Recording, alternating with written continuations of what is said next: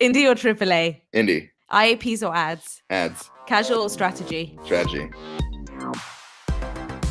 You're listening to Level Up with Melissa Zaloof. Welcome back, everyone. I'm Melissa Zaloof, and you're listening to Level Up, the podcast for people who love making, growing, and of course, playing mobile games. Today on the show, we have Nate Barker, Director of Business Development at Fluffy Fairy Games. Nate, thanks for being here. Thanks, Melissa. I'm happy to be here. So let's start off with you telling us a little bit about yourself. You're Director of Business Development at Fluffy Fairy Games. You describe yourself as an unabashed game enthusiast, and you've filled a variety of roles in the industry throughout your career in a variety of different places. So my question is, how has that experience of the game industry changed or differed across different countries and companies? Sure. So I started my career at Disney Mobile working actually in the customer support. So we were working on a game called Tap Tap Revenge, which was basically like Dance Dance Revolution or Guitar Hero, but for mobile. I would recommend to anybody to actually start if you're looking to get your start in your career in mobile games. In customer support, it's a pretty good place, or in QA. I think the audience of this particular podcast is probably well beyond that. But the reason that I think that is that it gives you a nice horizontal slice through the entirety of the mobile game production process. Interesting. Yeah. So you're starting with just seeing what player responses are, as well as looking at maybe some basic marketing things that are going on. And as you continue your career through either QA or through customer support, you begin to see a little bit more about what happens on the technical side and how some of the business decisions are being made. I think one of the most important things about the gaming industry is that you need to maintain a tight focus on what actually makes your players happy, and not just on some of the sexier metrics that are often bandied about. Things like DAU and stuff, MAU, ARPDAU, stuff like that is important. But if you lose sight of the fact that you're making games for people who are often not as technically savvy necessarily, sometimes they think they're very technically savvy, but they're not, you can make better decisions about the right way to drive your monetization or your UA or any of your engineering decisions based around that player. So that was the kind of the first spot that I started my career. And then I went off into advertising land and worked mostly with indie developers. And from there, jumped a few spots to a publisher in Taiwan. And I worked at a live ops for charity company in San Francisco before ending up at Fluffy Fairy Games, where I'm very happy to be here in Berlin.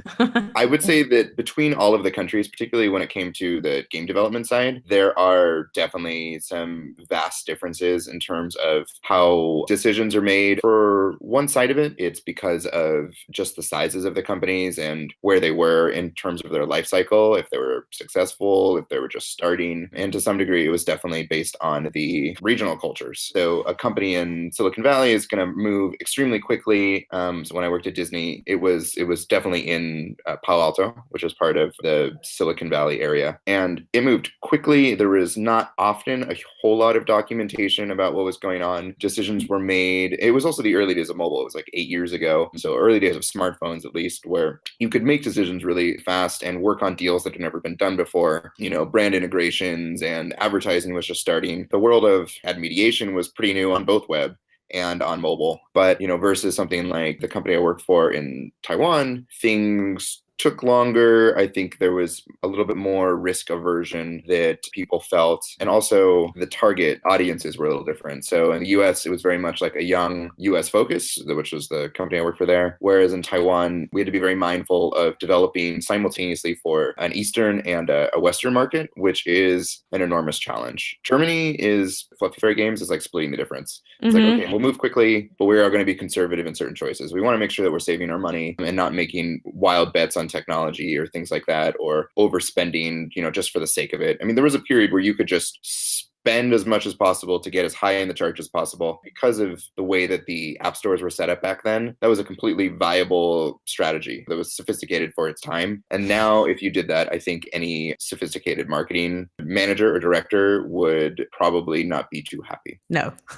It's funny you say that things moved very fast at Disney, because you'd assume that at a company of that size, things would actually move quite slowly. And I know that actually one of the things that characterizes Fluffy Fairy is speed, right? This very fast, iterative, heavy on updates process. What's it like to work in that kind of atmosphere? So the reason that I think things move really quickly when I was at Disney is that it had just acquired Tabulous, which was, I suppose, a company that is emblematic of the Silicon Valley startup space, and that they made a bunch of bets very early on a bunch of different types of apps that they thought might do well when the first iPhone was coming out. So nobody really knew if games would take off. Maybe people wouldn't like the screen size. The phones initially, they still are expensive, but they were almost prohibitively expensive in the early days. Like there weren't 13-year-olds who were getting Right. iPhones. It was adults, right? Yeah. And they were first movers. So those are the type of people who, maybe they're just trying to find an alternative to a BlackBerry. So they liked maybe the web browser better or something like this. So nobody really knew if games were going to work. They did though, which was a pleasant surprise. And how? Yeah, and how? Believe it or not, you can make a living making games for a screen the size of a playing card, apparently. So I think that was a big part of why Disney, at least when I was there, was pretty open to Tabulous kind of operating as it was. I'm sure that as time went on, things got a little bit more corporate and structured, particularly when it comes to accessing the premier Disney IP. But in terms of Fluffy Fairy games, we move extremely quickly. We have week-long sprints.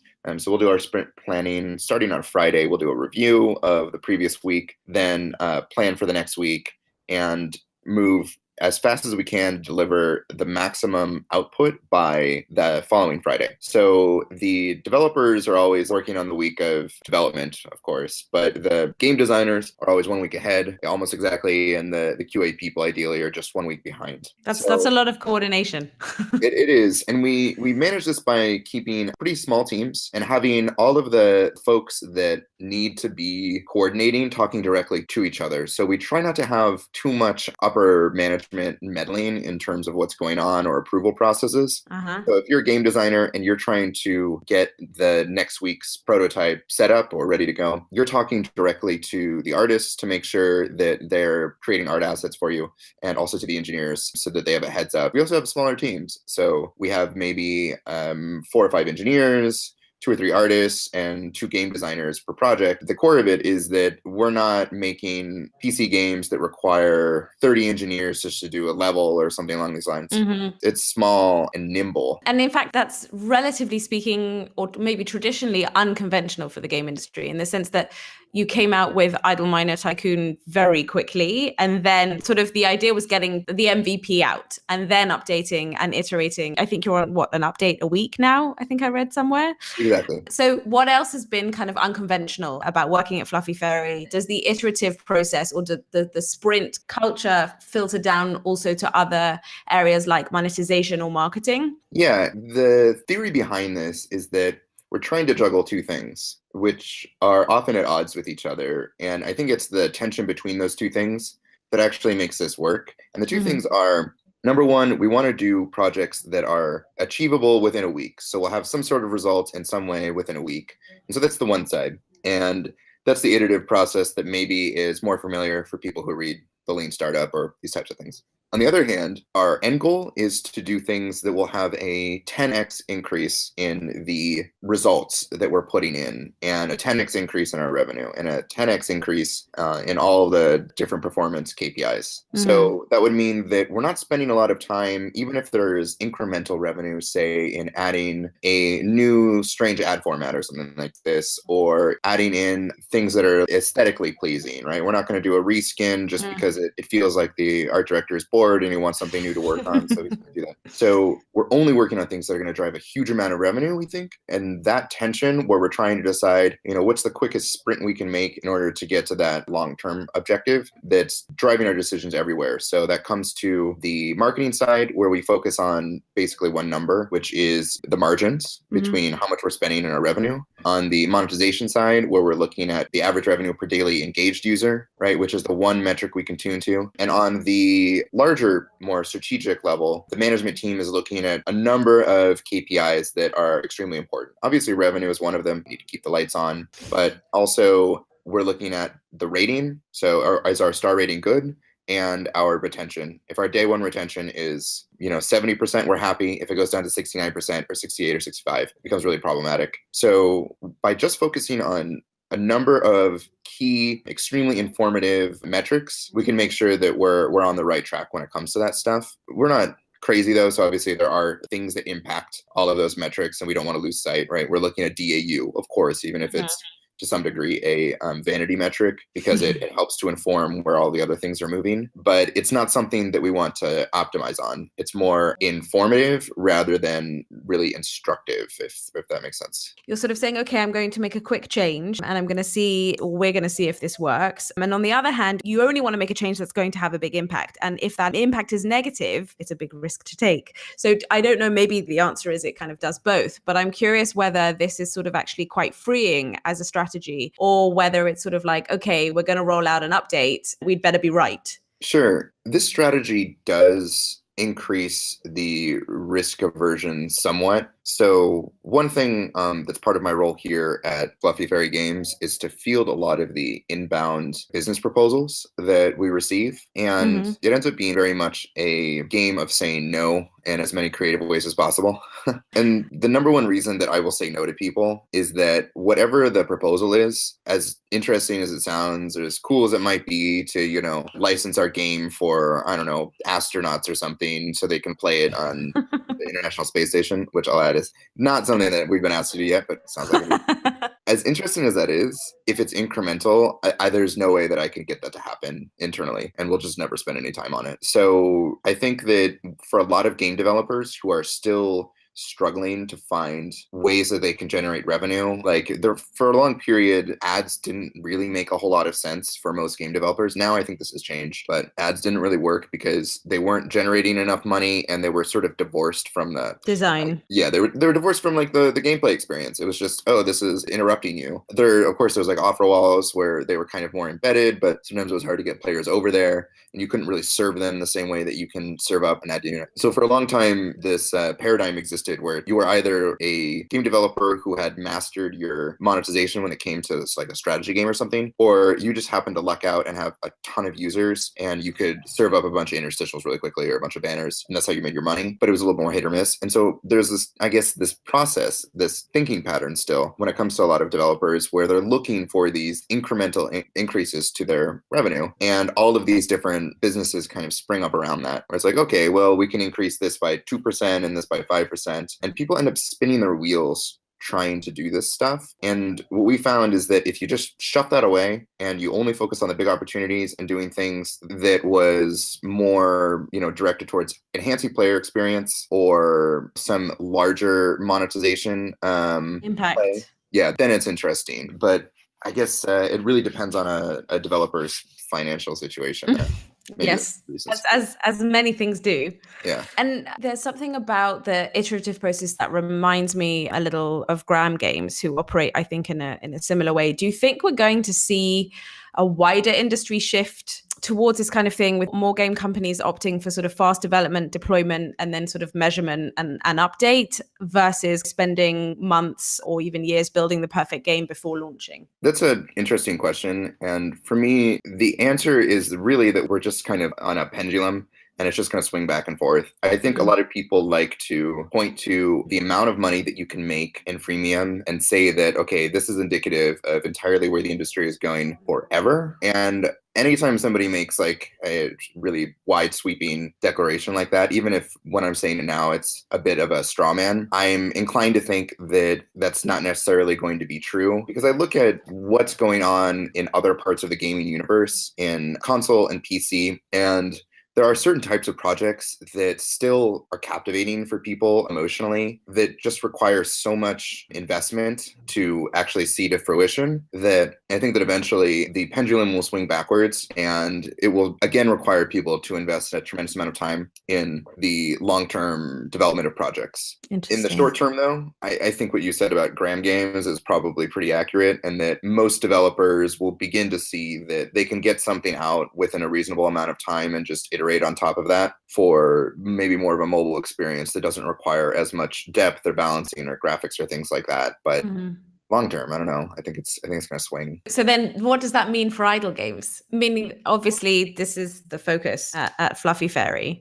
What do you think is the appeal of idle games? Why are they doing so successfully? So it's interesting as a segue from more immersive, emotionally expansive game experiences like console.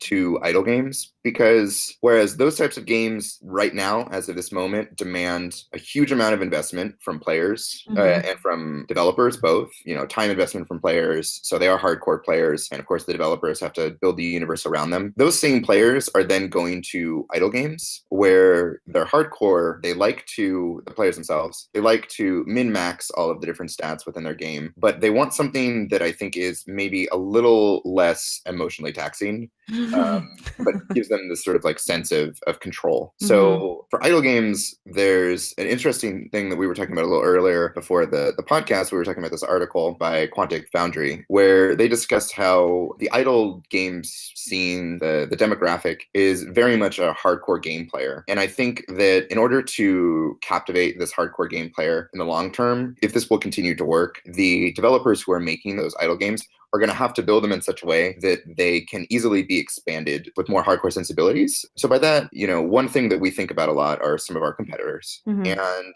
the early competitors for idle games, the early idle games were just clicker games, right? It was like Cow Clicker, which was a joke. And there was Cookie Clicker, which was just kind of building on the joke, but still more or less a joke.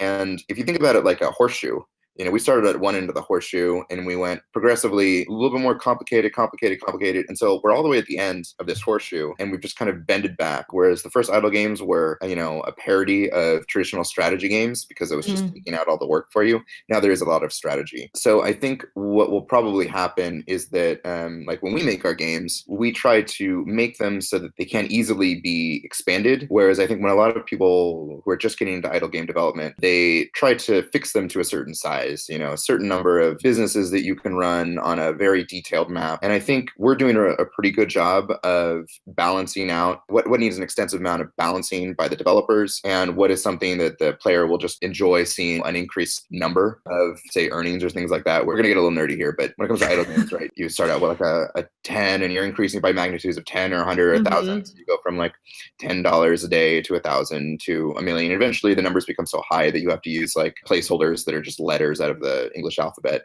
So, but like that takes no development to go from, this month we're going to add it in so you can go from, earning 1,000 A per week to 1,000 B or 1,000 C. Like that doesn't take much. And we like those kind of features because they're easy to replicate along those lines, right? Oh, we'll just add more mineshaft. So we add more workbenches versus developers who spend so much time on art where they have to make a huge investment to like add in a new series of businesses or towers or things like this. So I think those types of games in certain ways are limiting themselves in this era of idle games, but might portend the future of idle games if they end up going down the route that I mentioned earlier of having to be much more hardcore. Interesting. Do you think there are sort of classic mistakes that developers looking to get into the idle space make in trying to innovate or upgrade the idle experience while retaining the basic mechanics? Sure. So one thing that's important to us is that we try not to add anything like a tutorial or initial stories within the games, because when people are playing it on a small screen, we notice that they tend to just want to skip through all that stuff and get straight to the meat of it, which is why things like playable ads work intrinsically very well, because people just understand mostly how games work and they just want to play the game, and they're not looking for, in this type of game, a lot of text that's guiding them or intervening in their gameplay experience, really distracting them. I think there will always be room for story-driven idle games and more story-driven projects, and you see that especially when it comes to the like heavily story games like Choices or things like this, where it's choose your own adventure. So it's certainly possible. For the time being, we like to avoid those simply because of the amount of work that must be invested. Like we can't come up with a whole narrative within a week and implement that. Like we just won't have the time for that. Perhaps it depends on specialization of your demographic. So we skew towards this hardcore audience that wants something that they can play while they're not playing or in between levels of like Call of Duty or something like this. And they want something that's relatively simple to pick up. It's possible that if you're looking for a demographic that's not ours, that's not 18 to 35-year-old males, that still like idle games because it's still fun to do, there might be a huge opportunity to add a story that is compelling and emotional. The problem, though, with idle games is that when it comes to things like story and traditional gaming elements and gaming mechanics, is that you can't lose in an idle game. If it's a good idle game, there's just no way to lose. Things just sort of slow down and peter out. And that's when you're supposed to spend money or watch an ad or prestige. So the game would have to be developed in such a way that the story can proceed in an interesting, compelling fashion without winning, being dependent on that traditional mechanic. Right.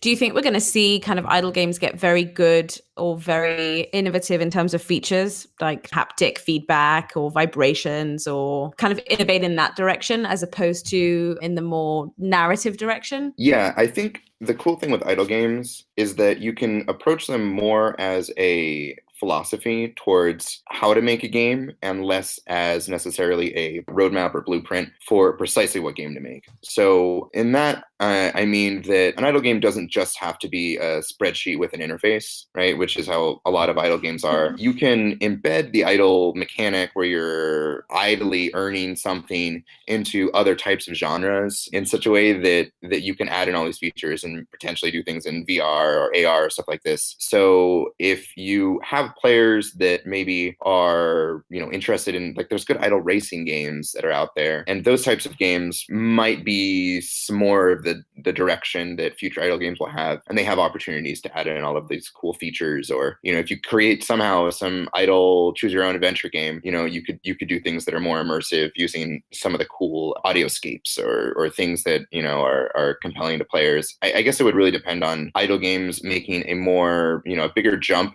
to perhaps different devices. Right now, like, the simpler idle games work super well on phones because it's something you can do for 5 minutes on on your commute. Small screen.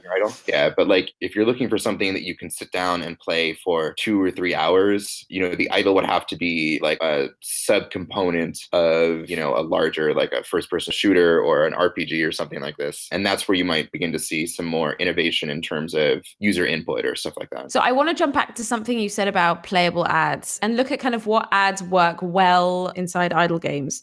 You said that monetizing with interruptive that everyone would agree with you, with interruptive ad experiences at the end of the day wasn't a very good long-term strategy, wasn't really driving crazy revenue. And I'm sort of curious how big a part rewarded video plays in Fluffy Fairy's monetization strategy, because that's an ad unit where, it's basically a microtransaction. It's part of the game experience. Yeah, I mean, in the very beginning, we built the game so that it basically had no monetization in it. And the first thing that we wanted to add was a way that you could manipulate one of the 2 core variables of our idle game and of most idle games, which is speed and payout. So you're either controlling how quickly you make money or how quickly you build an upgrade or the payout you get from said upgrade. And one thing that we implemented first was that when you return to the game, if you watch an ad, you can double your earnings for the time you were away. And if you're in the game, you can watch an ad and double your earnings overall for a certain period. So we added this and it was enormously successful. Players liked the fact that they could watch this at their own leisure whenever they're ready to. It's not interruptive and they can not watch at all. So we're not gating really any content if they don't want to watch an ad. It's entirely opt-in. The one, I guess, caveat there is that it might take you longer to reach certain things if you don't watch an ad. But generally speaking, you can still reach the points you need to. Exactly. You can reach the things you're looking for. And oftentimes the things that are being advertised are other similar idle games that the players like. And we haven't really noticed any drop in our retention because of it. It seems like players are playing 4 or 5 of these at the same time. And what's crazy too is that some of our players are watching like 30 plus ads in a course of a session. Wow. Crazy. For the most part, we try to cap it. So we don't want players to watch more than, say, like 8. So we'll see on average player watches, 7.2, 7.3 ads per session per day. The reason we do that is that we want to be mindful of our game design so that they can't just watch a bunch of ads in one day and then finish the game and then there's no day 30 retention. And then it's sort of like a Pyrrhic victory, right? Like, oh, okay, great. We made a bunch of money, but now they're not here anymore. And the other reason is that we want to be mindful of our advertisers who will obviously be a little miffed if our view rates are really high, if we have a huge number of impressions, but the users aren't really watching very carefully, if they're just hitting play and then they go and then like watch baseball or something and just keep hitting play for an hour, advertisers will quickly become aware of this low engagement and then they don't bid anything and then it's lose-lose for everybody.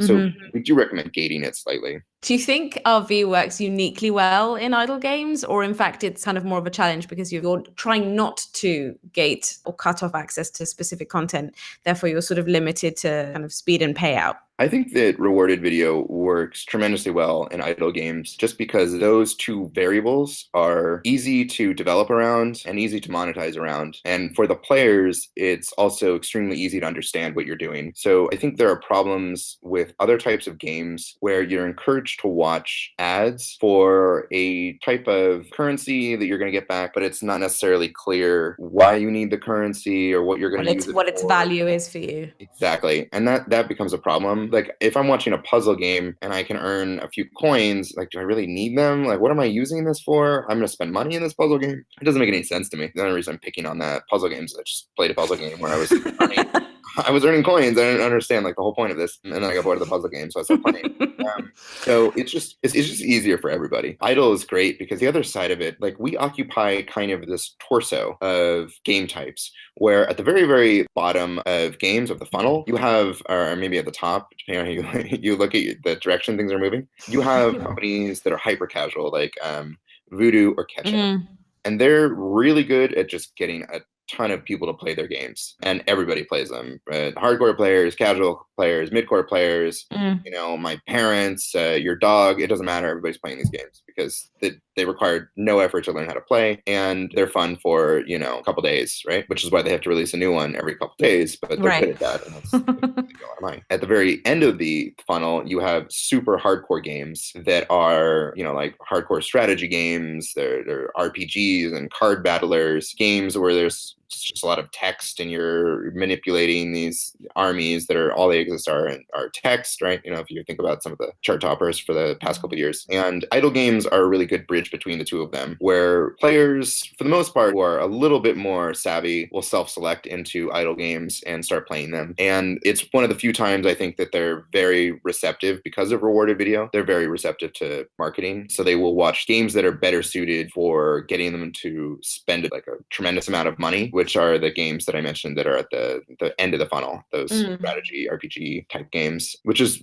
really what's cool about idle games. It's just that mid-core connective tissue between all of the game types. Interesting. Last question. Player feedback is obviously a hugely important part of the process at Fluffy Fairy. Is it part of monetization decisions too? Are you kind of looking at player feedback and saying, okay, they're asking for more videos, or we should take this video out? Yeah, so Fluffy Fairy Games aims to be the most player-driven games company in the world. So we're paying really close attention. We have weekly meetings with our community feedback team that are looking at the ratings, the reviews, and some of the player stats to try and determine where players want us to go. Player feedback is huge for us on monetization, and it totally ranges. Like we didn't have any IAPs, so you could not make a purchase in our game until players started asking for ways to make purchases in our game. So that's a good it's like the dream. Yeah, it's like the dream. It's the dream to have, right? People actually wanting DLC. So we added that and subsequently made money because of that. Players will ask for ways to watch more ads. They do like watching the ads, either for the rewards or just because they like the elements that are being advertised. So that's great. And that we're definitely keeping that in mind when we add new features, especially in our new game, Idle Factory Tycoon. We're always experimenting with new ways to